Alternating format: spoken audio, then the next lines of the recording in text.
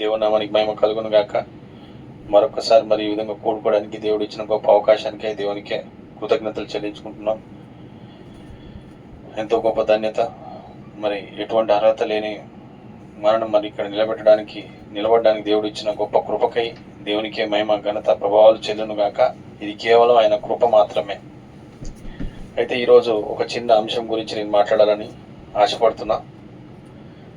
అయితే నేను ఒక అంశమును ప్రిపేర్ అయ్యి ఒక అంశమును తీసుకొని వచ్చిన తర్వాత దేవుడు మరలా అంశమును మార్చేసి వేరే దాన్ని ఇవ్వడం నేను చూసినప్పుడు ఎంతో సంతోషించిన. దేవుని నామానికి మహిమ కలుగును గాక. అయితే ఈరోజు మనం మత్తయి సువార్తలో నుంచి 11వ అధ్యాయం 25 నుంచి 27 వరకు చదువుకుందాం.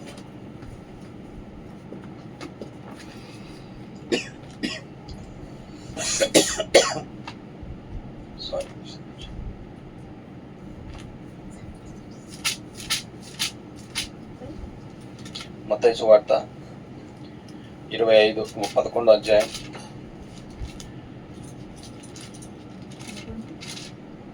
25 నుంచి 27 వరకు చదువుదాం. ఆ సమయమున యేసు చెప్పినదేమనగా, తండ్రి, ఆకాశమునకును భూమికిని ప్రభువా, నీవు జ్ఞానులకును వివేకులకును ఈ సంగతులను మరుగచేసి పసిపాలులకు బయలుపరిచినావని నిన్ను స్తుతించుచున్నాను. అవును తండ్రి, ఈలాగు చేయుట నీ దృష్టికి అనుకూలమాయెను. సమస్తమును నా తండ్రి చేత నాకు అప్పగింపబడి ఉన్నది. తండ్రి గాక ఎవడును కుమారుని ఎరుగడు, కుమారుడు గాకను కుమారుడు ఎవనికి ఆయనను బయలుపరచను ఉద్దేశించునో వాడు గాకను మరి ఎవడును తండ్రిని ఎరుగడు. ఆమేన్. అదే విధంగా యెషయా గ్రంథం 53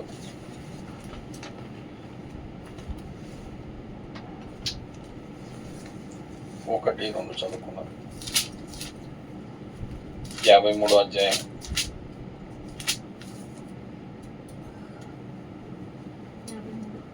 1-2 వచనాలు చదువుకున్నాం. మేము తెలియజేసిన సమాచారము ఎవడు నమ్మెను? యెహోవా బాహువు ఎవనికి బయలుపరచబడెను? లేత మొక్కవలెను, ఎండిన భూమిలో మొలిచిన మొక్కవలెను అతడు ఆయన ఎదుట పెరిగెను. అతనికి సురూపమైనను సొగసైనను లేదు. మనం అతని చూచి ఆపేక్షించినట్లుగా అతని యందు స్వరూపము లేదు. ఆమేన్. దేవుడు చదువుకునే లేఖనము దేవుడు దీవించును గాక. చూచుటకట ఆయనకి ఏ సొగసైనను స్వరూపమైనను లేదంట. దేవుడికి మహిమ కలుగును గాక.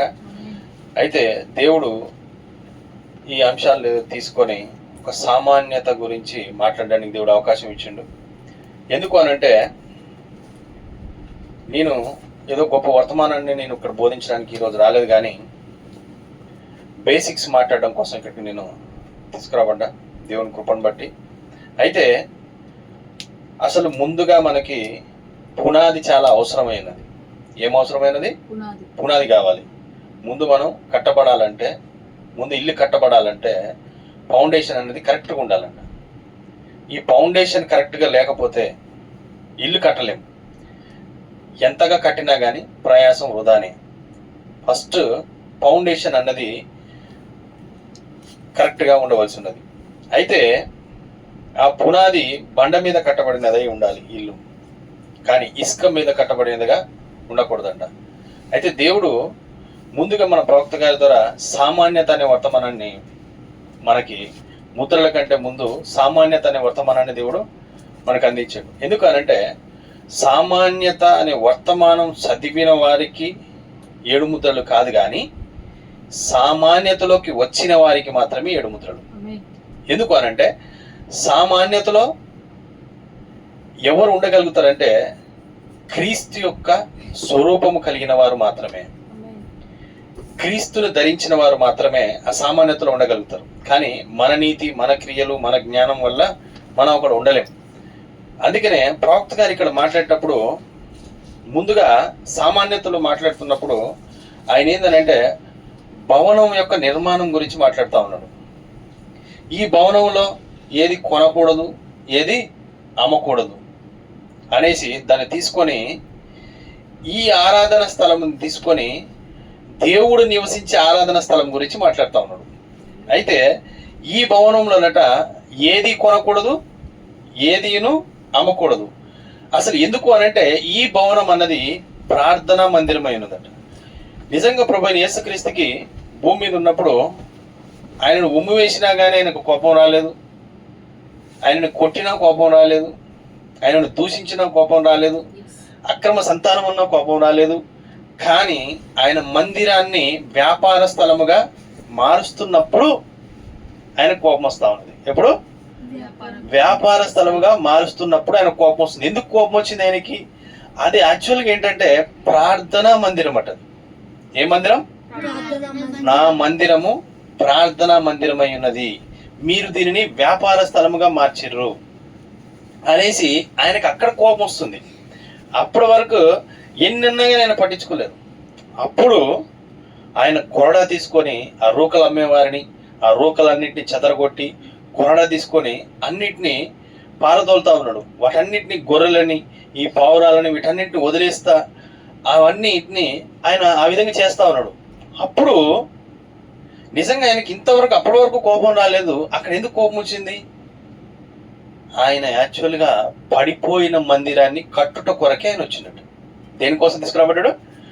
పడిపోయిన మందిరాన్ని కట్టుట కొరకు. మరలా ఈ ముళ్ళ పొదలు, గచ్చ పొదలు మొలిసిన ఈ పొలములో మరలా అవి పోయట ఏమి రావాలట?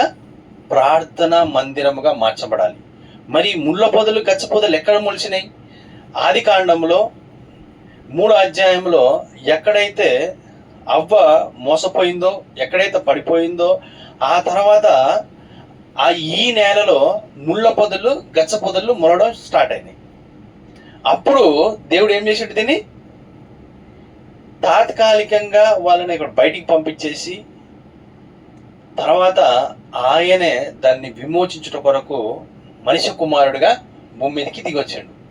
ఇప్పుడు ఏం చేస్తుండే? దీన్ని మరలా ప్రార్థనా మందిరముగా మార్చుట. ఏ మందిరంగా మార్చబడాలి? ఇది ప్రార్థనా మందిరముగా మార్చబడాలి. అయితే 25వ పేరాలో మాట్లాడుతూ ఉంటాడు ఆయన, ఈ భవనంలో కొనకూడదు, అమ్మకూడదు.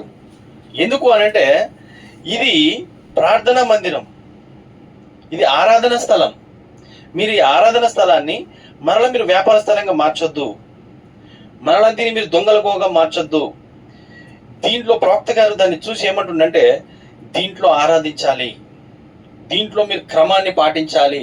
ఎందుకంటే బేసిక్స్ అన్నది చాలా ఇంపార్టెంట్ అంట. ఏంటి? బేసిక్స్ చాలా ఇంపార్టెంట్. నిజముగా ఆ పునాది కరెక్ట్గా లేకపోతే మనం కట్టబడలేం. కాబట్టి ఈరోజు పునాది కరెక్ట్గా వేయబడాలి. ఏ విధంగా? యెహోవా ఈ విధంగా సెలవిచ్చాడు, అర్థమవుతుందా? దస్ సే ద లార్డ్ అన్న దాని మీద కట్టబడాలి. వాక్య ప్రకారంగా కట్టబడాలి, వాక్యంలో ఐక్యతలో కట్టబడాలి. నిజంగా అందరు అనుకుంటారు ఏంటంటే, అసలు మనం ఎలాగో క్రీస్తులో పాలిభాగస్థులం అవుతాం అని అంటే అందరు అనుకుంటా ఉంటారు. ఏంటంటే సంఘంలో చేరడం వల్లని, కొంతమంది ఏమో నమ్మడం వల్లని, కొంతమంది ఏమో కొన్ని సంగతులు తెలుసుకోవడం వల్లని, కొంతమంది ఏమో బాప్తిసం పొందడం వల్లని అనేసి రకరకాలుగా మనం అందరం అనుకుంటా ఉంటాం. కానీ అసలు మనం ఏ విధంగా క్రీస్తులో పాలిభాగస్థులం అవుతామంటే ఒక ఆత్మ ద్వారా. అర్థమవుతుందా? ఒకే ఆత్మ, ఒకే శరీరము. అదేంటి? ఏక మనసు, ఏక ఆత్మ. మేడగదిలో జరిగిందేంటి? ఏక మనసు, ఏకాత్మ. క్రీస్తు యొక్క మనసు మన లోపలికి వచ్చినప్పుడు మాత్రమే. కానీ సంఘంలో చేరడం వల్ల కానీ, నమ్మడం వల్ల కానీ, ఏదో అద్భుతాలు జరగడం వల్ల కానీ, ఓ ఆశ్చర్యకార్యాలు జరగడం వల్ల కానీ కాదు. కానీ దేనివల్ల? క్రీస్తు యొక్క ఆత్మలో ఏకమవుట, వాక్యముతో ఐక్యత. అర్థమవుతుందా? 1 కొరింథీ 12వ అధ్యాయంలో దీన్ని మాట్లాడుతూ ఉంటాడు. ఏంటంటే వాక్యములో ఐక్యత. మనం ఒకటే శరీరమై ఉన్నాం, మనం ఏదో ఎన్నో రకాల భాగాలు అయి ఉన్నాము, కానీ అన్నీ కలిసి ఒకటే అయి ఉన్నది. అర్థమవుతుందా? అదేవిధంగా మనము వాక్యంలో ఒకటై ఉన్నాం. తండ్రి కుమారుడు ఏకమైనలాగున, నేను నా తండ్రి ఏకమైనలాగున మీరు కూడా ఏకమై ఉండాలి. దేంట్లో? వాక్యంలో. కానీ ఇద్దరు కాదు తండ్రి కుమారుడు, కానీ వాక్యమై ఉన్నలాగున మనము కూడా వాక్యంలో పాలిభాగస్థులమై ఉండాలి. అంటే ఐక్యతలో ఉండాలి. అందుకనే ఈ మందిరాన్ని మీరు ఒకసారి మనం 25వ పేర సామాన్యత అనే వర్తమానంలో నుంచి 25వ పేరాన్ని మనం చదువుదాం ఒకసారి. ఎందుకనంటే నేను ఈరోజు ఈ వర్తమానం అంతా నేను కంప్లీట్ చేయలేకపోవచ్చు, కానీ కొంచెం జస్ట్ అట్లా ఫౌండేషన్ వేసుకుంటూ వెళ్ళాలని నేను ఆశపడుతున్నా. యాక్చువల్గా నేను ఒక వేరే వర్తమానాన్ని ఈరోజు నేను ప్రిపేర్ అయితే దేవుడు కొద్ది నిమిషాలలో ఈ వర్తమానాన్ని మార్చేసి సామాన్యత గురించి ఒక దాహాన్ని పెట్టిండి లోపల. అందుకనే ఆ సామాన్యత అనే వర్తమానాన్ని నేను తీసుకొని వస్తున్నా ఈరోజు. అయితే 25వ పేరాలో సామాన్యత 630317 లో ఈ 25 పేరా. కాబట్టి ఇప్పుడు భవనంలో అది ప్రతిష్ఠించబడితే లేక దేవుని ఆరాధించుటకు కొద్ది నిమిషాల్లో పోతున్నట్లయితే దానిని ఆ విధంగా ఉంచవలసిన వారమై ఉంటున్నాము. మనం ఎన్నడూను భవనములో కొనకూడదు లేక అమ్మకూడదు. ఇక్కడ ఉన్న ఈ ఆడిటోరియంలో ఎలాంటి వ్యాపారమును చేయకూడదు, అది ఇక్కడ జరగకూడదు. సేవకులు లోపలికి వచ్చి పుస్తకాలు మొదలగునవి అమ్ముటకు అనుమతి ఇవ్వకూడదు. అది ఏదైనప్పటికీ అది చేయుటకు వేరే స్థలములున్నవి.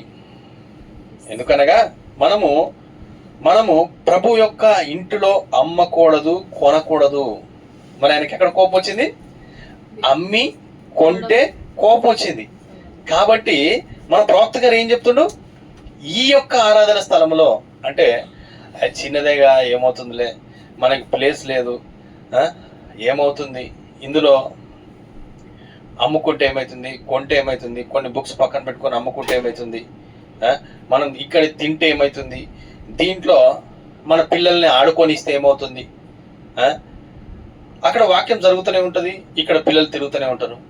అర్థమవుతుందా? కానీ పిల్లలది తప్పు లేదు. ఎందుకు అనంటే పిల్లలు చిన్నవారు కాబట్టి పెద్దలైన మనకే ఆ శ్రద్ధ ఉండాలి. ఎందుకు అనంటే ఇది దేవుని యొక్క ఆరాధన స్థలమై ఉన్నది. ఏమైనది? దేవుని యొక్క ఆరాధన స్థలమై ఉన్నది. ఈ ఆరాధన స్థలంలో క్రమముగా మనం పాటించవలసి ఉంది, క్రమముగా ఉండవలసి ఉంది. అప్పుడే అది ఆరాధన స్థలముగా ఉండవలసినది. ఆ ఉద్దేశములకై అది పరిశుద్ధమైనది, సమర్పించబడి ఉన్నది. అవునా? ఆయన మనకు మంచి స్థలాన్ని అనుగ్రహించాడు, దానిని ఆయనకు ప్రతిష్ఠించేదాం. దానితో పాటు మనలను ఆయనకు సమర్పించుకుందాం. ఏంటట? ఆలయమును ప్రతిష్ఠిద్దాం, దానితో పాటు మనని కూడా సమర్పించుకుందాం. అర్థమవుతుందా? అంటే ఈ ఆలయముని మరలా వ్యాపార స్థలముగా మార్చుట దేవుడికి ఇష్టం లేదు. మరి ఇప్పుడు ఈ యొక్క ఆరాధన స్థలముని ఏ విధంగా ఉంచాలట? పరిశుద్ధంగా ఆరాధన చేయుట కొరకే. దీంట్లో నిజంగా ఆయన ఏమంటాడంటే, మీరు ప్రార్థన అయిపోయిన తర్వాత వెంటనే బయటికి వెళ్ళిపోండి, ఏమైనా మాట్లాడుకునేది ఉంటే బయట మాట్లాడుకోండి, ఏమన్నా మీరు ఏదైనా మాట్లాడుకోవాలంటే వాళ్ళ ఇల్లు దర్శించండి. కానీ ఇక్కడ మాత్రం మీరు జస్ట్ ఏం చేయాలి? ప్రార్థించండి, ఆరాధించండి, ఇక్కడి నుంచి బయటికి వెళ్ళిపోండి. అంతేగాని ఇక్కడ అల్లరులతో కూడుకున్న ఆటపాటలు కానీ, మన సొంత ఉద్దేశాలు కానీ, మన సొంత మాటలు కానీ ఏవి కూడా ఈ మందిరంలో ఉండకుండా మనం చూసుకోవాలి. అర్థమవుతుందా? అయితే ఈ నిజమైన ఇప్పుడు ఈ ఆలయము ఎటువంటిదనంటే, నిజమైన ఆలయము వచ్చే వరకు ఇది తాత్కాలికమైనదిగా ఉంది. ఏంటట? అసలైన ఆలయము వచ్చేంత వరకు అంట ఇది తాత్కాలికమైన మందిరముగా ఉందంట. అసలైన ఆలయం ఒకటి రాబోతా ఉన్నది. అర్థమవుతుందా? ఈ ఆలయం ఎటువంటిదంటే భర్త కొరకు నిర్మించబడిన ఆలయమై ఉన్నది. ఎటువంటి ఆలయం అంటే ఇది? ఎక్కడ ఏ ఆలయం నుంచి ఏ ఆలయానికి ప్రవక్తగా తీసుకెళ్తుండో మీరు చూడండి. అర్థమవుతుందా? ఒక నిజమైన ఆలయం రాబోతుంది. అర్థమవుతుందా? అప్పటి వరకు ఇది తాత్కాలికమైన ఆలయం. అయితే ఆ ఆలయము భర్త కొరకు నిర్మించబడిన ఆలయమై ఉన్నది. ఇది ఎక్కడ 83 పేరాలో మాట్లాడుతూ ఉంటాడు. ఏంటంటే ఇది భర్త కొరకు నిర్మించబడిన ఆలయమై ఉన్నది. ఒకసారి చదువుదాం. 83 పేరా.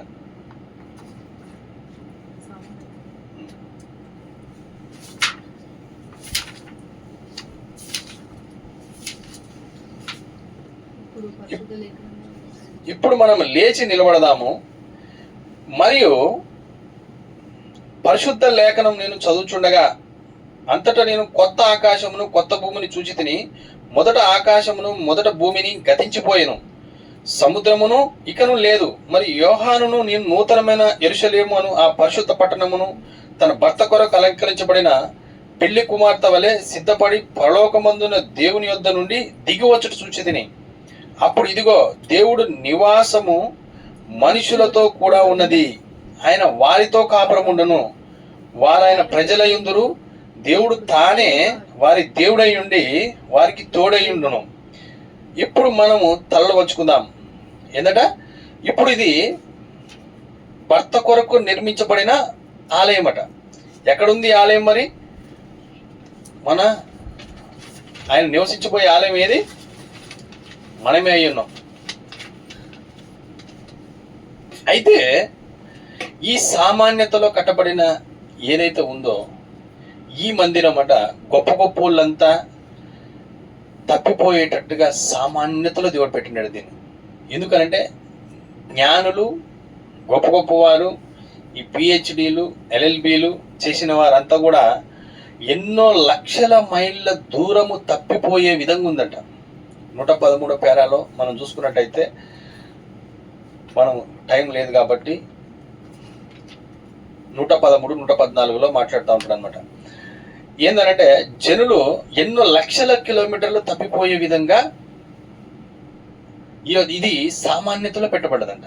ఇది గొప్ప గొప్ప వారికి మరుగు చేయబడి పసి బాలురు లాంటి వారికి బయలుపరచబడిందట.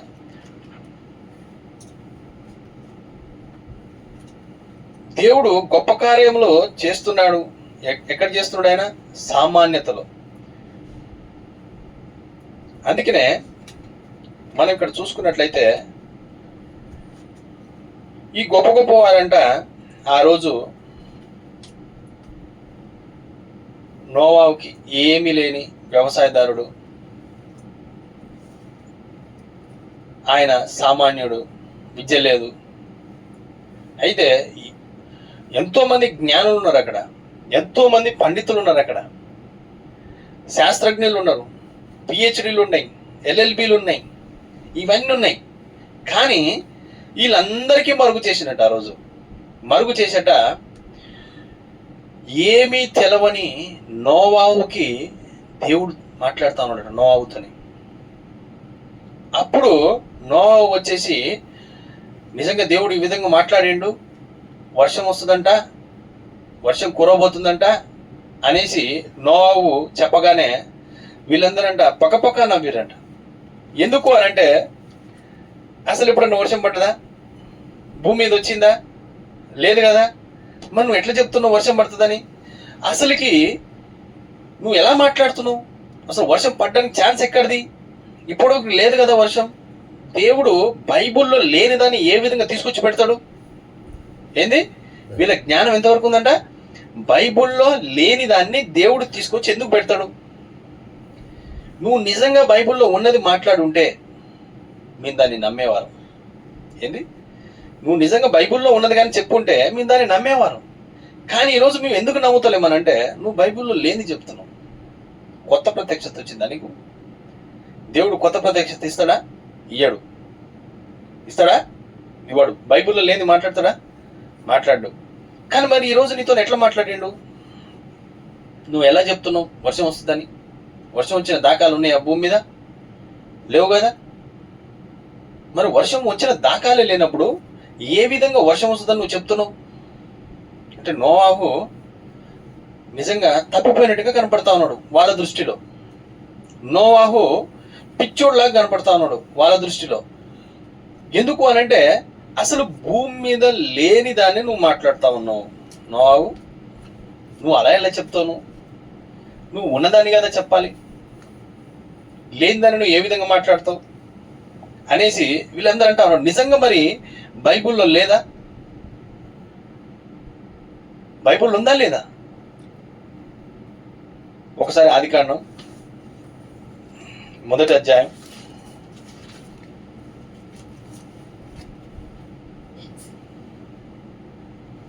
6 నుంచి 8 వరకు ఒకసారి చూద్దాం.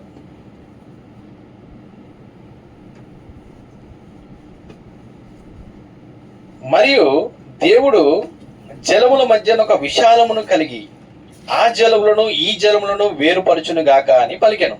ఏంటంట? ముందు సృష్టిలో నీళ్ళుందా లేదా? పైన వాటర్ ఉందా లేదా? ఉంది కదా. మరి నోవాహుకి దేవుడు ఏం చూపెడుతున్నాడు? నోవాహు చూడగలిగిన దానిని ఈ గొప్ప గొప్ప పిహెచ్డీలు చేసిన వారు చూడలేకపోతా ఉన్నారట. కానీ అక్కడ వాటర్ ఉంది. నోవాహుకి ఏం బైబిల్లో లేని ప్రత్యక్షత రాలేదు, నోవాహుకి ఏం కొత్తది రాలేదు, నోవాహుకి ఏం ఏదో దేవుడు ఇయ్యలేదు. ఏదైతే ఉందో దాని బయలుపాటునిచ్చిండు. కానీ ఈ జ్ఞానులు చూడలేకపోతా ఉన్నారు. ఎందుకు చూడలేకపోతా ఉన్నారు అంటే అప్పటి వరకు వర్షం పడలేదు.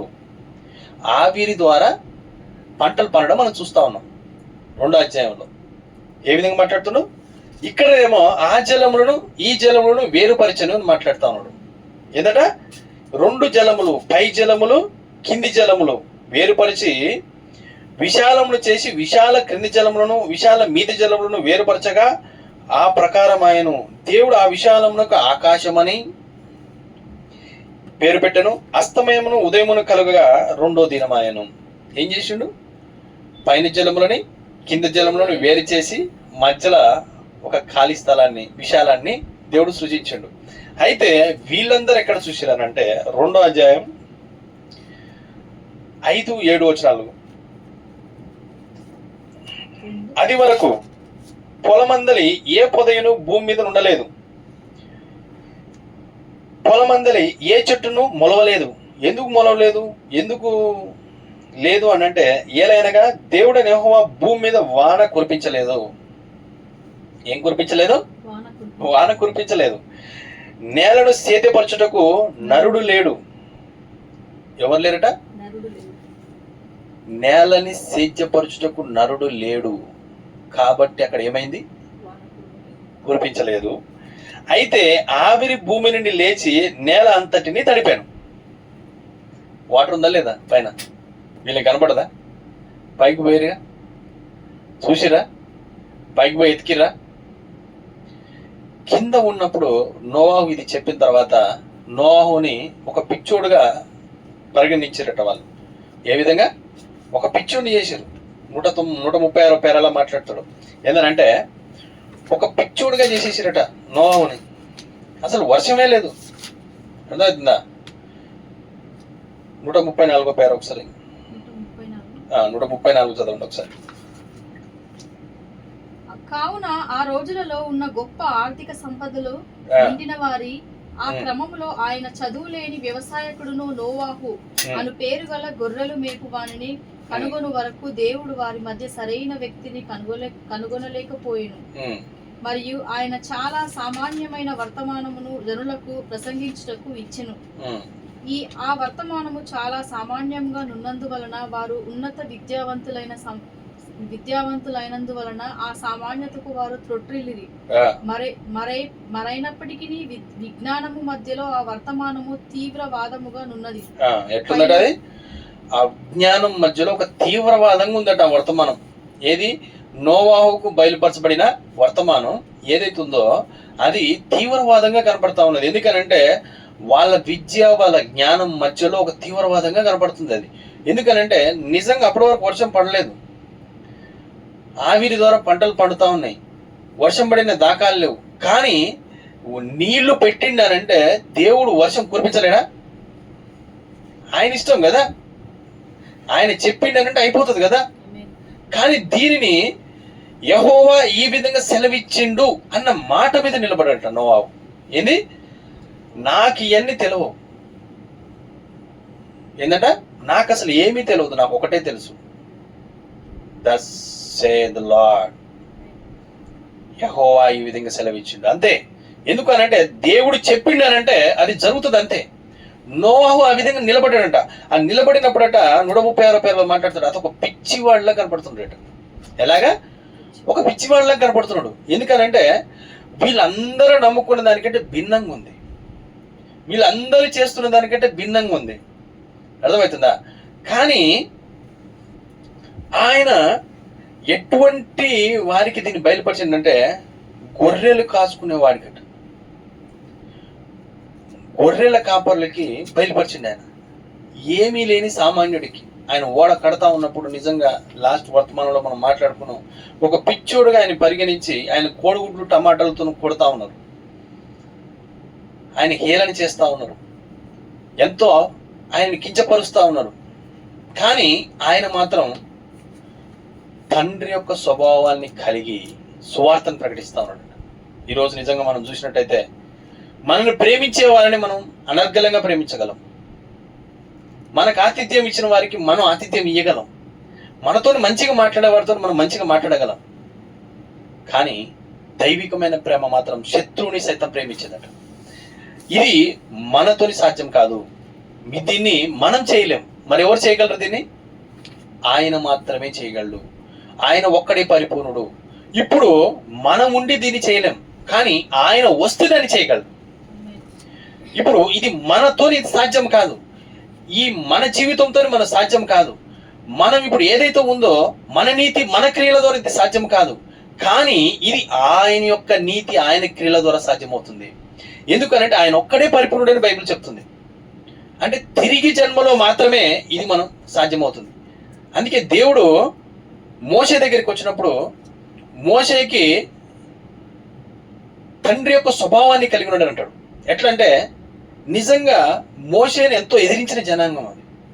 మోషేకి వ్యతిరేకంగా మాట్లాడారు, మోషేని దూషించారు, మోషేని ద్వేషించారు. కానీ చివరికి దేవుడు వచ్చేసి ఆ జనాంగాన్ని నాశనం చేస్తా అని చెప్పినప్పుడు, ప్రభువా ఒక్కసారి క్షమించండి, మీ దేవుడు ఐగుప్తులో నుంచి బయటికి తీసుకొచ్చేసి అరణ్యంలో చంపేసిండు అని పేరు వస్తుంది కదా ప్రభువా, ఒక్కసారి క్షమించండి. ఇప్పుడు మోషే మాట చట్ నువ్వు జరుగు మోషే అనేసి అంటుండా? సరే నువ్వు చెప్పినావు కాబట్టి రెస్పెక్ట్ చేస్తా ఉన్నాడు. ఎందుకనంటే వాక్యం యొక్క స్వభావము అందులో చూసుకుంటా ఉన్నాడు ఆయన. ఆయన యొక్క స్వభావాన్ని ఆయన చూసుకుంటా ఉన్నాడు, తండ్రి యొక్క స్వభావం. నిజంగా అబ్రహాములోకి ఆ స్వభావం వచ్చినప్పుడు, అబ్రహాము సొదొమ గొమొర్రా పట్టణము నిజంగా ఎంతో పాపంతో నిండిపోయినది. ఎవరు కూడా అక్కడ పరిశుద్ధులు లేరు, ఎవరు కూడా మంచిగా జీవించేవారు లేరు, అంతా పాపం చేస్తున్న వారే. అయితే అక్కడ దేవుడు నిజంగా దాన్ని నాశనం చేస్తాను అబ్రహాముకి తెలియజేసినప్పుడు, ప్రభువా మరి ఒక 50 మంది ఉంటే ప్రభువా అంటే ఏంటంటే తండ్రి యొక్క స్వభావాన్ని ఆయన చూసుకుంటుండంట. ఎందుకంటే శత్రువులని మిత్రులని ఎవరినైనా కానీ మనతో మంచిగా మాట్లాడే వారిని మనం ప్రేమించగలం, మంచిగా ప్రేమించగలం. కానీ మన గురించి కొంచెము చెడుగా మాట్లాడినా, మనని కొంచెం దూషించినా మరి ఇంకొకసారి ఆయన గడప కూడా తొక్కడానికి మనం ఇష్టపడం. ఇది మన యొక్క స్వభావం, అవునా కదా?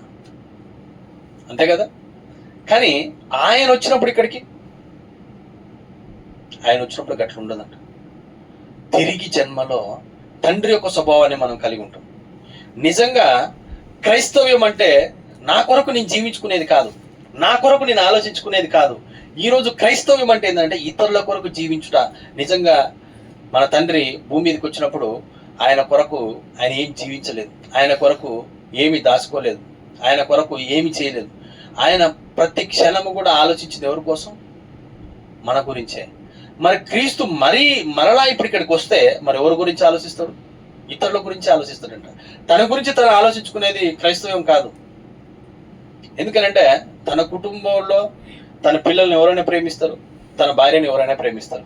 కానీ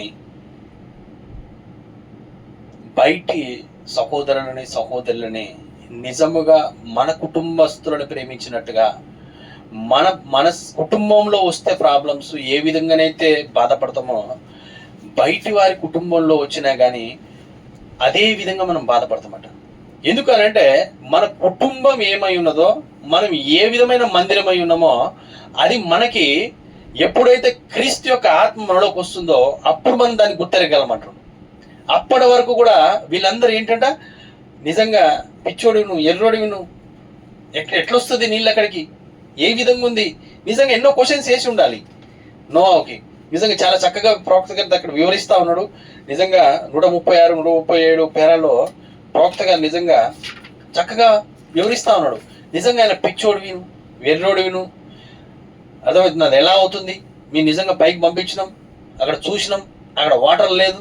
అప్పటి వరకు కొంతమంది డౌట్గా ఉండేనట, ఉన్నదో లేదో నిజంగా మరి ఇంత గట్టిగా మాట్లాడుతున్నట్టే నోవాహు ఉండుండొచ్చేమో, అక్కడ వాటర్ ఉందేమో మరి అనేసి కొంతమంది డౌట్తోనట సైంటిస్టుల దగ్గరికి పోయి, మరి అక్కడ మా దగ్గర మా ఊళ్ళో ఒక అతను ఉన్నాడు, మరి ఆయన ఏమో పైన వాటర్ ఉన్నది, వర్షం వస్తుందని చెప్తున్నాడు, దేవుడు చెప్పిండు అనేసి బల్ల గుద్ది చెప్తున్నాడు. నిజంగా ఆయన గట్స్ చూసినప్పుడు నిజంగా మాకు ఆయన కోడిగుట్టు టమాటాలతో కొడుతున్నా కానీ గది మాట మాట్లాడుతున్నాడు. ఏదో పోని కొంచెం భయపడినా కానీ మా సైడ్ మాట్లాడుతున్నాడు అని నేను అనుకున్నాం. కానీ ఎందుకో మరి ఆయన ఆ విధంగా మాట్లాడతలేడు, మరి నిజంగా మరి ఆడ వాటర్ ఉందేమో అని మాకు భయం వేస్తుంది అని చెప్పినప్పుడట పైకి నిజంగా టెక్నాలజీ ఇప్పటికంటే అప్పుడు ఎక్కువ ఉందంటారు, అవునా కదా. అక్కడ పైకి అంతరిక్షంలోకి ఆ యొక్క పరికరాలను పంపించి అక్కడ చెక్ చేసినప్పుడట వాటర్ కనపడలేదట వీళ్ళకి. మరి ఏడిపోయినాయి పైన జలంలో, కింద జలంలో అయితే కింద కనపడుతున్నాయి, పైన జలంలో ఎడిపోయినాయి మరి కదా, ఉన్నాయి.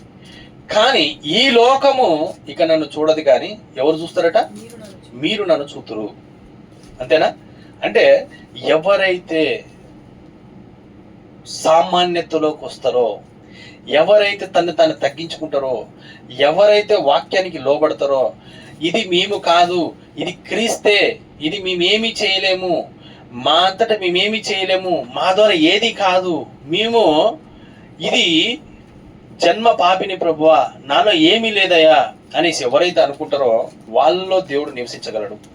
కానీ ఎవరైతే మేము చేయగలం, మాతోనవుతుంది, ఏంటంటే మేము చేయగలం, మాతోనవుతుంది, మాకేది అసాధ్యమైంది లేదు అనేసి ఎవరైతే అనుకుంటారో వాళ్ళలో దేవుడు పనిచేయలేడట.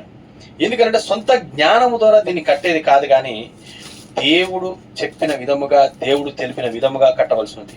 అందుకే నోవాహు ఆ రోజు చాలా సామాన్యుని దేవుడు ఎన్నుకున్నాడు. నిజంగా ప్రభు అయిన యేసుక్రీస్తు వచ్చేది కూడా చాలా సామాన్యంగా వచ్చిండు. కానీ ఆ రోజుల్లో వాళ్ళట ఎంతో గొప్పగా ఆయన మరి ఒక రాజు యొక్క కుమార్తె కడుపులో వస్తాడు, కడుపులో పుడతాడేమో అనేసి, ఆయన గొప్పగా వస్తాడేమో అనేసి వాళ్ళందరట ఆశతో ఎదురు చూస్తా ఉన్నారట. కానీ వీళ్ళ జ్ఞానానికి భిన్నముగా ఆయన ఏ విధంగా వచ్చిండు, ఒక పశువుల పాకలో దిగొచ్చిండట. ఏ విధంగా? పశువుల పాకలో చాలా దీనముగా దిగొచ్చిండట, పొత్తి గుడ్డలతో చుట్టబడి వచ్చిండట. అప్పుడు నిజంగా ఆయన చూస్తే మామూలుగా అసలు ఆయనకి ఏ రూపమును ఏ స్వరూపమును లేదట, చాలా దీనుడుగా ఉన్నాడట. అసలు ఈయన దేవుడు అని అంటే నమ్మశక్యంగా లేదంట. నిజంగా ఎవరైనా సరే ఏదో మామూలు వస్త్రాలు వేసుకొని పిచ్చి పిచ్చిగా వస్తే ఏదైనా చెబితే మనం వినడానికి ఇష్టపడతామా? వినలేం. ఎందుకనంటే మనం వినాలంటే ఒక హోదా ఉండాలి, మనం వినాలంటే అతను కొంచెం తెలిసి ఉన్నది అనేసి మనకు తెలవాలి, ఒక మంచి బట్టలు వేసుకోవాలి, మంచిగా ఉండాలి, ఒక హోదా ఉండాలి అనేసి ఎదురు చూస్తూ ఉంటాం. కానీ ఆయన చాలా సింపుల్గా వచ్చిండట. ఎందుకు అనంటే ఇది గొప్ప గొప్ప వారు తప్పిపోవడం కొరకేనంటాడు. ఏంటంటే 113 పేరాల మాట్లాడతాడు, జ్ఞానులు లక్షల మైళ్ళ దూరము తప్పిపోవట కొరకు. సామాన్యత వర్తమానంలో 113, 114 పేరాల్లో మాట్లాడతాడు. ఏంటంటే జనులట, ఈ జ్ఞానులు, ఈ పిహెచ్డి, ఈ ఎల్ఎల్బీలు, వీళ్ళందరూ సొంత జ్ఞానం మీద ఎవరైతే ఆధారపడుతున్నారో వీళ్ళంతా లక్షల కిలోమీటర్లు తప్పిపోవట కొరకు, లక్షల మైళ్ళు తప్పిపోవట కొరకు అనట. ఆయనంటే చాలా సామాన్యతలు దిగొచ్చిండట. ఎట్లా? చాలా సామాన్యతలు దిగొచ్చినట. అందుకనే ఈ రోజట మరి దాన్ని తీసుకొని నోవాహు దినములలో జరిగినట్లే మరి ఈ దినమున జరుగుతుంది అన్నాడు. ఎందుకు? నిజంగా నోవాహు దినములో ఎలాగుండెనో మనిషి కుమారుని దినములలో అలాగే ఉంటుందంట, అదే విధంగా ఉంటుందంట, అదే విధంగా తప్పిపోతుందంట. ఎందుకు అనంటే వాళ్ళు అనుకున్న విధానంలో టెక్నాలజీలో వాళ్ళు చూస్తూ ఉన్నారు, కానీ దేవుడు చాలా సామాన్యతలో పెట్టినట్టు దాన్ని. అందుకని ఈరోజు ఒక క్యాన్సర్ అనే వ్యాధి ఉంది. అర్థమవుతుందా? ఒక క్యాన్సర్ అనే వ్యాధి వైద్యుడు దాన్ని చూసినప్పుడు అది మామూలుగా విశ్వాసము ద్వారా జరుగుతుంది అని ఒక విశ్వాసి దాన్ని నమ్మగలుగుతాడట, దాన్ని స్వీకరించగలుగుతాడట, అక్కడి నుంచి దాన్ని తప్పించబడగలుగుతాడట. కానీ వైద్యుడు ఒక జ్ఞానవంతుడు దాన్ని చూసినప్పుడంట అది చాలా వందల మైళ్ళ దూరము తప్పిపోయే విధంగా ఉందంట. కానీ ఒక నిజ విశ్వాసికి మాత్రము అది యెహోవా ఈ విధంగా సెలవిచ్చిండు అన్నది ఉందంట. ఎలా? యెహోవా ఈ విధంగా సెలవిచ్చిండు. ఎందుకు అనంటే ఇది దేవుడు ఏర్పరిచింది. దేవుడు ఏర్పరిచిన విధానంలో మనం చూసినట్లయితే మనం అక్కడ విశ్రాంతి తీసుకుంటే మనకు అక్కడ స్వస్థత ఉందంట.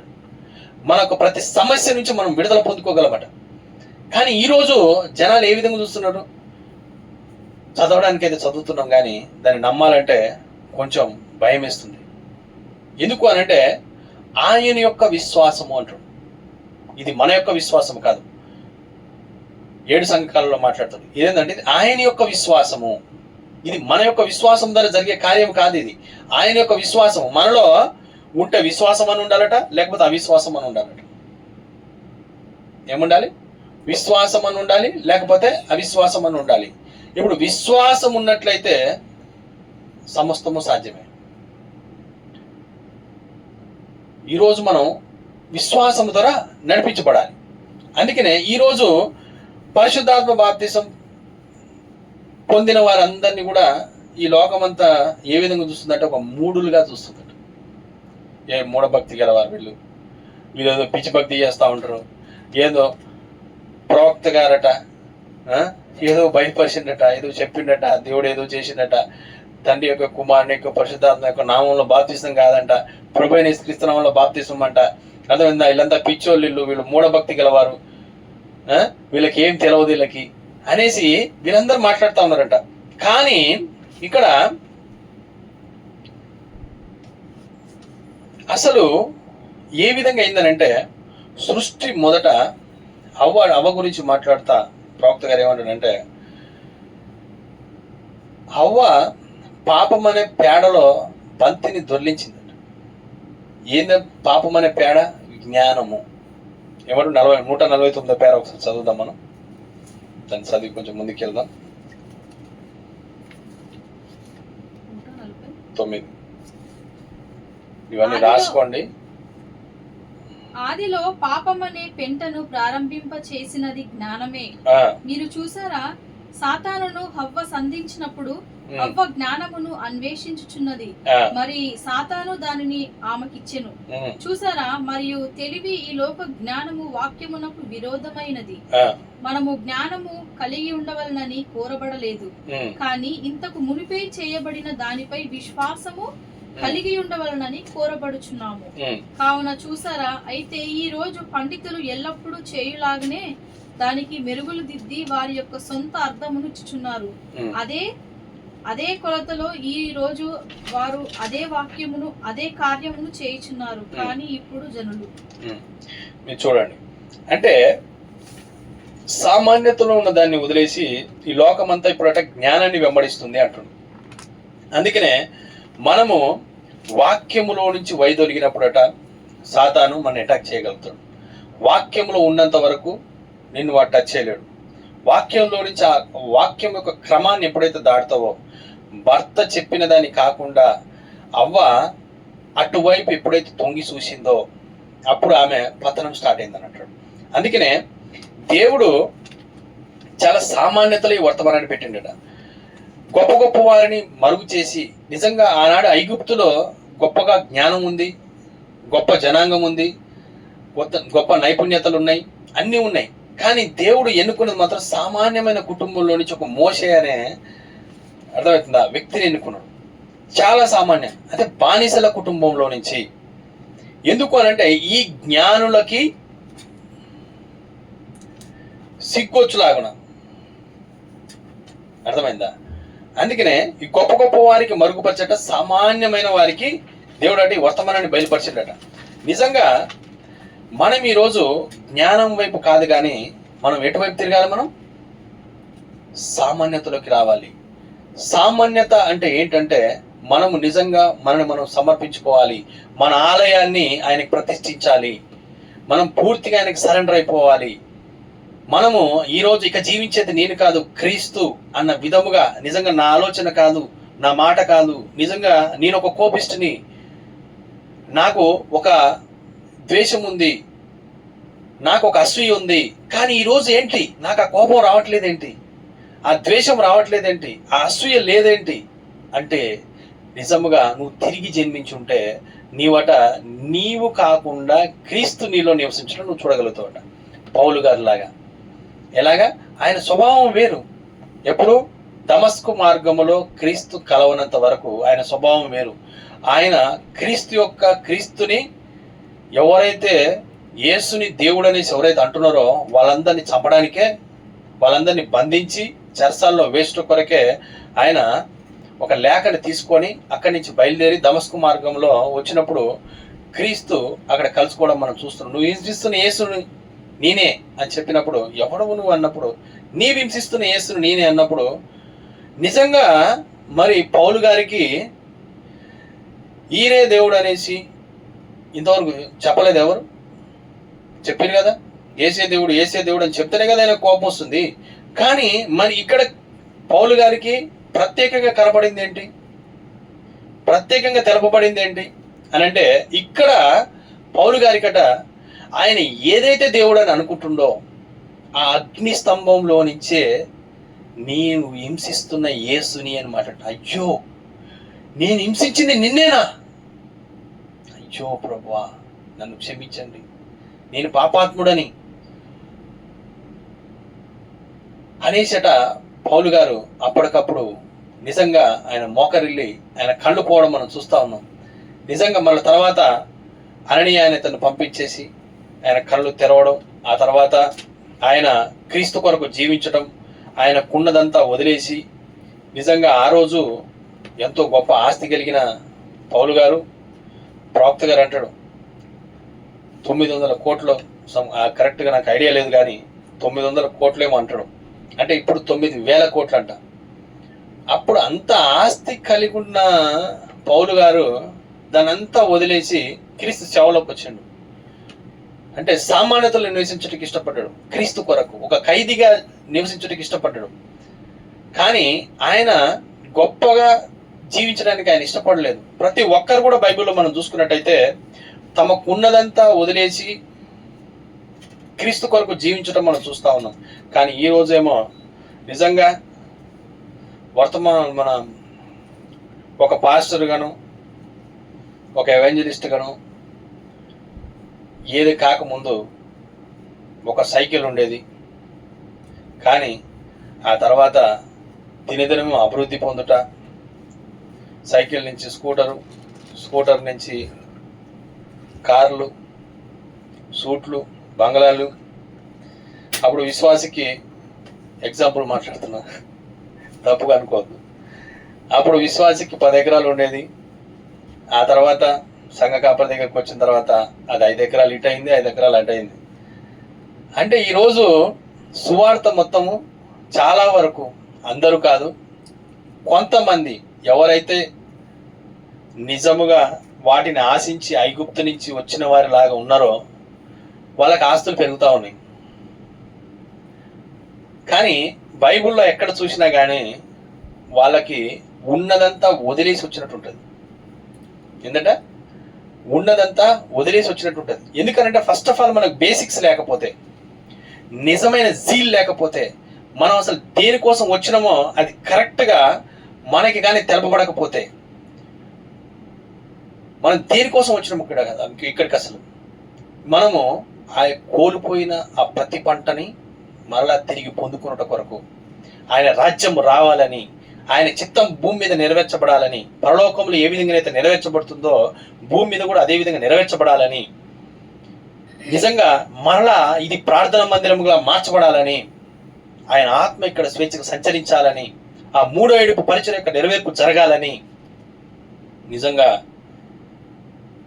స్టార్టింగ్లో చాలామంది ఇదే విధంగా అనుకొని స్టార్ట్ చేస్తూ ఉంటాం. కానీ చివరి వరకు కొనసాగించవలసింది. ఇది కేవలం వధువుకు మాత్రమే సాధ్యం. ఆమెన్. నిజంగా వధువు మనం అయితే ఈరోజు మనం అది చేయగలం. కానీ దేవుడు ఎన్నుకునే ఎన్నిక నిజంగా ఏ విధంగా ఉంటుందంటే, నిజంగా నేను చాలా మంది పాస్టర్లు చూసినప్పుడు చాలా మంది గెట్ అవుట్ అనేసి బయటికి పంపించి తలుపులు వేసిన వారిని నేను చూసిన. చాలా మంది ఎటుపోతే ఏమైందిలే, ఇంకా ఉన్నారు కదా, చాలా మంది విశ్వాసులు ఉన్నారు కదా, వస్తేరా లేకపోతే పో అని అనేవారు చూసిన. చాలా మంది పాస్టర్లు పందులు కుక్కలు అనేసి తిట్టడం నేను చూసిన. ఇవన్నీ నేను చూసినప్పుడు నాకు చాలా బాధేసింది. ఎందుకనంటే తండ్రి యొక్క స్వభావం ఏమై ఉన్నది, నిజంగా ఒక తండ్రి ఒక కుమారుణ్ణి ఏ విధంగా ట్రీట్ చేస్తాడు, నిజంగా అదే తండ్రి ఈ సేవకుడిలోకి వస్తే, అదే తండ్రి ఈ సేవకుల్లో నివసిస్తే ఈ సేవకుడు ఆలోచించే విధానం ఏ విధంగా ఉంటుంది. నిజంగా ఒక తండ్రి ఒక కుమారుణ్ణి తప్పు చేయగానే గెట్అవుట్ అనేసి బయటికి తోలేసి తలిపేసేస్తాడా, తన్నేసేస్తాడా? కానీ పనిష్మెంట్ ఇస్తాడు. కానీ తండ్రి యొక్క ప్రేమ పనిష్మెంట్ వెనక ఏముందంటే తన యొక్క మార్పును కోరుకుంటా ఉంటాడు. కానీ పందులారా కుక్కలారా బయటికి పండి, గెట్అవుట్, మాకు అవసరం లేదు, మీరు ఎందుకు అవసరం లేదు అని అంటే, మాకు ఇంకా చాలా మంది ఉన్నారు, కడుపు నిండిపోయింది, నిండనప్పుడు మీరు కావాలి, కాళ్ళకి చెప్పులు లేకుండా తిరిగినప్పుడు మీరు కావాలి, సైకిల్ మీద తిరిగినప్పుడు మీరు కావాలి. ఇప్పుడు నాకు కార్లు వచ్చినాయి, బంగ్లాలు వచ్చినాయి, మంచి ఇల్లులు వచ్చినాయి, మంచి పేరు వచ్చింది, మంచి ప్రఖ్యాతి వచ్చింది. గెట్అవుట్, నువ్వు వచ్చినా ఒకటే ఉన్నా ఒకటే లేకపోయినా ఒకటే. అర్థమైందా? అంటే ఈ విధమైన వైఖరి ఉంది. కానీ నిజంగా దేవుడు కానీ ఒక సేవకుడికి తర్ఫీదు ఇవ్వకుండా ఎక్కడ కూడా రంగం మీదకి తీసుకురాడు. నిజంగా ప్రసవ వేదన లేకపోతే దాని యొక్క వాల్యూ తెలియదు ఎవరికి కూడా. అందుకే ప్రసవ వేదన చాలా అవసరమైనది. నిజంగా దావీదుని మనం చూసుకున్నట్టయితే, దావీదు దగ్గర దేవుడు ముందుగా గొలియాతుని చంపకంటే ముందు, గొలియాతు దగ్గరికి రాకముందు, దావీదుని రాజుగా చేయకంటే ముందు దేవుడు దావీదుకి తర్ఫీదుని ఇస్తా ఉన్నాడు. ఏమని తర్ఫీదిస్తున్నాడు? ఇప్పుడు ఒక సింహం వస్తుంది, సింహం వచ్చేసి గొర్రె మీద దాడి చేయబోతుంది. దేని మీద? గొర్రె మీద దాడి చేయబోతుంది. యాక్చువల్గా దావీదు మీద కాదు దాడి చేయబోయేది, అది ఎవరి మీద చేయబోతుంది? గొర్రె మీద చేయబోతే తన ప్రాణాలని పణంగా పెట్టి గొర్రెలో కాపాడు కొరకు సింహం నోరుని చీల్చడం మనం చూస్తూ ఉంటాం. ఆ తర్వాత ఒక ఎలుగుబంటి రావడం మనం చూస్తాం. అది కూడా దేని మీదకి వచ్చింది? గొర్రె మీదకి వస్తుంది. మరి గొర్రె మీదకి వచ్చినప్పుడు దావీదు ఏం చేస్తుండు? తన ప్రాణాలని పణంగా పెట్టి దాన్ని ఏం చేస్తున్నాడంటే ఆ గొర్రెని ఆ ఎలుగుబంటి నుంచి తప్పిస్తా ఉన్నాడు, దాన్ని చంపేస్తా ఉన్నాడు. అంటే దావీదుకి సింహాన్ని చంపిన అనుభవాన్ని ఇచ్చిండు, ఎలుగుబంటిని చంపిన అనుభవాన్ని ఇచ్చిండు. అంటే ఏంటంటే గొర్రెల పట్ల భారాన్ని ముందుగా నేర్పిస్తా ఉన్నాడు, తర్ఫీదిస్తా ఉన్నాడు. గొర్రెల పట్ల మనం ఆలోచించే విధానాన్ని నేర్పిస్తా ఉన్నాడు. నిజంగా తండ్రి యొక్క స్వభావాన్ని నేర్పిస్తా ఉన్నాడు. ఇక్కడ ఏముందంటే అక్కడ గొర్రెల పట్ల ఆయనకి ఏ విధమైన భారం ఉంది అనేది చూపిస్తా ఉన్నది. నేను ఇది చూసినప్పుడు నేను చాలా సంతోషించినాను. ఎందుకనంటే ఆ గొర్రెల పట్ల ఆయనకి సమస్య వస్తే ఆయన అక్కడికి పోయి పోరాడితే అది వేరే విషయం. కానీ గొర్రెకి సమస్య వస్తే నిజంగా మనం ఒక కుటుంబం అయినప్పుడు, మనం నిజంగా ఒక సేవకు మనం పిలువబడితే, మనకు ఒకటి ఇవ్వబడితే మనలోకి ఆ తండ్రి యొక్క స్వభావం వస్తుంది. ఆ తండ్రి యొక్క స్వభావం కానీ మనలోకి రాకపోతే మనము ఆ విధంగా చేయలేం. మరి ఏ విధంగా చేస్తాం? గెటప్, మాకు అవసరం లేదు, మీరు వచ్చినంత వరకు చాలు, గోడలకని చెప్పుకుంటాం. అర్థమైందా? గోడలకని చెప్పుకుంటాం. అంటే నేనేదో గొప్పోడిని, మీరేదో తక్కువోళ్ళు చిన్నోళ్ళు అనేసి ఒక వ్యక్తి గురించి మనం మాట్లాడేది కాదు. కానీ ప్రతి ఒక్కరం కూడా సరి చేసుకోవాల్సిన స్థలం ఇది. ఇప్పుడు ప్రతి ఒక్కరము కూడా అక్కడి నుంచి బయటికి రావాలి. ప్రతి ఒక్కరము తండ్రి యొక్క స్వభావాన్ని కలిగి ఉండాలి. ఆ తండ్రి యొక్క స్వభావం లేకుండా మనం ఏం చేసినా కానీ ప్రయోజనం లేదు. ఈరోజు ఎన్ని గొప్ప కార్యాలు చేసినా కానీ, మనం ఎగిరి దూకినా కానీ, నిజంగా ఆ స్వభావం లేకపోతే దాన్ని దేవుడు ఇష్టపడ్డాడు. ఎందుకు అనంటే దేవుడికి కావాల్సింది ఏంటంటే గొర్రెల పట్ల భారం కావాలి, ఇతరుల కొరకు జీవించడం కావాలి. మరి సహోదరులకి బలిపీఠం కట్టాలంట. ఏం కట్టాలి? బలిపీఠాన్ని కట్టాలి. అంతేగాని మన గురించి మనం ఆలోచించుకునేది కాదు. మన కడుపు నిండితే సార్లే, ఏం ప్రాబ్లం లేదులే, ఎడిపోతే మనకెందుకు అని అనుకునేవాడు తండ్రేనా? తండ్రి నిజంగా కుటుంబం పట్ల బాధ్యత లేకుండా జీవిస్తాడా? ఓన్లీ జస్ట్ మాటలు చెప్తే కడుపు నిండుతుందా? మరి తండ్రి ఏం చేయాలి? పచ్చిక గల చోట్లకి గొర్రెల్ని తీసుకెళ్లి మేపగలిగే సామర్థ్యత కలిగి ఉండాలట. అంటే పెట్టి పోషించాలి. తండ్రి అన్నటువంటి ఏం చేస్తాడు? పెట్టి పోషిస్తాడు. 4 మాటలు చెప్పి వదిలేయడు. ప్రాబ్లం ఉన్నప్పుడు ముందు నిలబడతాడు. కాపరంటే ఎక్కడ ఉంటాడు? తొట్టి ముందు ఉంటాడు, ద్వారము దగ్గర ఉంటాడు. కానీ తోడేలు స్వభావం కలిగిన బోధకులు ఎప్పుడైతే ఒక మృగము దాడి చేయడానికి వచ్చిందో వెంటనే గొర్రెలను వదిలేసి పారిపోతున్నట్టు. అంటే ఒక సమస్య రాగానే, ఒక మాట అనగానే, ఒక నింద రాగానే వదిలేసి పారిపోతారట. నిజంగా నాకు కొన్ని విషయాలు కూడా విన్నప్పుడు కొన్ని చాలా బాధేసింది. ఒక వర్తమానం ఒక సహోదరుడు బోధించినప్పుడు విన్నప్పుడు కూడా ఏందనంటే, వారసత్వపు రాజకీయాలు ఏంటంటే, బైబిల్లో ఉజియా రాజు యొక్క తండ్రి చిన్న వయసులోనే ఉజియా రాజు చనిపోయిన తర్వాత ఉజియాని రాజుగా చేస్తాడు. అయితే దాన్ని తీసుకొని ఒక బోధకుడు ఏం మాట్లాడిందంటే, తండ్రి తర్వాత కుమారుడే పాస్టర్. ఏంది? తండ్రి తర్వాత కుమారుడే పాస్టర్. ఎందుకు పాస్టర్? మరి అంతే కదా. రాజరికం ఎవరికి ఇవ్వబడ్డది? Blood relation. ఏ రిలేషన్? Blood relation. మరి అదే ఉజయరాజు తనది కాని స్థానాన్ని తీసుకోబోయినప్పుడు దేవుడు అక్కడే చంపడం మనం చూస్తా ఉన్నాం.